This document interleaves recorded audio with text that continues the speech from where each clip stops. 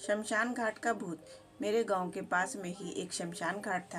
वैसे मैं रोज उस ओर ही रात को टहलने जाया करता था। एक दिन मैं टहल करके लौट रहा था, तभी मेरी नज़र शमशान घाट की ओर पड़ी तो मैंने देखा शमशान घाट में एक चिता जल रही थी और उस चिता के आसपास लगभग 15 या 20 लोग चिता को घेर कर कुछ खा रहे थे।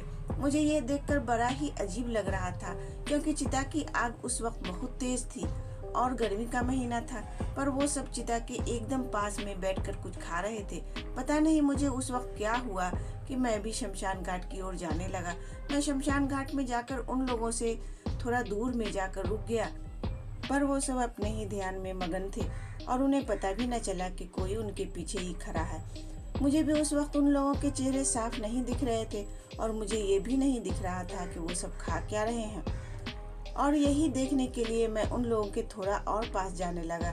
तभी उनमें से एक आदमी को जैसे पता चल गया हो कि कोई उनके पीछे है, और तभी वो आदमी एकदम से पीछे मुड़ा और जैसे ही मैंने उस आदमी का चेहरा देखा तो मेरी चीख निकलने ही वाली थी, पर मैंने अपनी चीख को किसी तरह से रोका। पर मानो उस वक्त मुझे ऐसा लग रहा था जैसे डर के मारे मेरे दिल की धड़कन रुक ही जाएगी, क्योंकि मैंने देखा उस आदमी की दोनों आंखें नहीं हैं, बस आंख की जगह पर 2 काले छेद थे और उसका पूरा चेहरा जला हुआ था। उसके एक हाथ में इंसान का एक हाथ था और वो आदमी उसी हाथ को खा रहा था और सब इंसान के कोई ना कोई अंग खा रहे थे। मैंने जैसे ही यह सब देखा तो मैं तुरंत पीछे मुड़ा और अपने घर की ओर तेजी से भागने लगा। मैं सीधा अपने घर में ही आकर रुका। उस वक्त तो मैंने यह बात अपने घर में किसी को नहीं बताई और मैं खाना पीना खाकर अपने बिस्तर पर सो गया।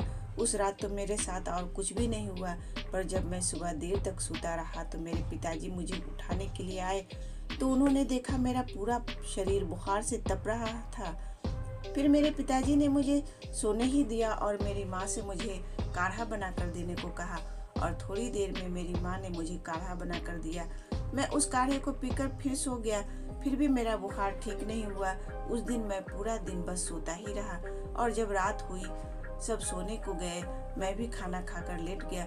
मुझे लेटे हुए अभी लगभग 10 मिनट ही हुए होंगे कि तभी मुझे ऐसा लगा जैसे कोई मेरे पास बैठकर कुछ खा रहा हो। पहले तो मैंने इस पर ज्यादा कुछ ध्यान नहीं दिया, पर थोड़ी देर में वो आवाज तेज हो गई। मैंने यह देखने के लिए आंख खोली कि कौन मेरे पास बैठकर खाना खा रहा है, पर मैंने जैसे ही आंख खोली तो मेरी इस बार डर के मारे चीख निकल गई, क्योंकि मैंने देखा मेरे पलंग पर वही आदमी बैठा हुआ था जो मुझे एक दिन पहले शमशान घाट में दिखा था।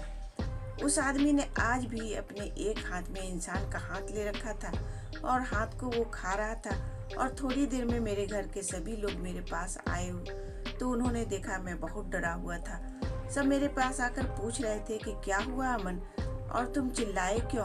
पर मैं कुछ बोल नहीं पा रहा था, बस अपने हाथ से इशारा करते हुए उस आदमी को दिखाने की कोशिश कर रहा था, पर वो आदमी मेरे अलावा किसी को नहीं दिख रहा था। पर शायद मेरे पिताजी समझ चुके थे कि मेरे साथ क्या हो रहा है, क्योंकि मेरे पिताजी भूतों के बारे में बहुत कुछ जानते थे। तभी मेरे पिताजी तुरंत घर के मंदिर के अंदर गए और वहां से गंगा जल लेकर आए, घर के आसपास छिड़कने लगे और पता नहीं कौन सा मंत्र पढ़ने लगे और थोड़ी देर में वो आदमी भी गायब हो गया। उस आदमी के गायब होते ही मैंने अपने पिताजी को सारी बात बताई, तो उसके बाद मेरे पिताजी ने मुझे एक ताबीज़ बनाकर दी और कहा अब कभी रात के वक्त शमशान घाट की तरफ मत जाना। मैंने अपने पिताजी से कई बार पूछने की कोशिश की वो लोग कौन थे जो शमशान घाट में बैठे थे और इंसानों के अंगों को खा रहे थे। मेरे पिताजी ने मुझे उस बारे में कुछ नहीं बताया और उन्होंने बस मुझे वहां रात में जाने से मना कर दिया, और मैं भी उस दिन के बाद से वहां रात में कभी नहीं गया और वो आदमी भी मुझे कभी नहीं दिखा।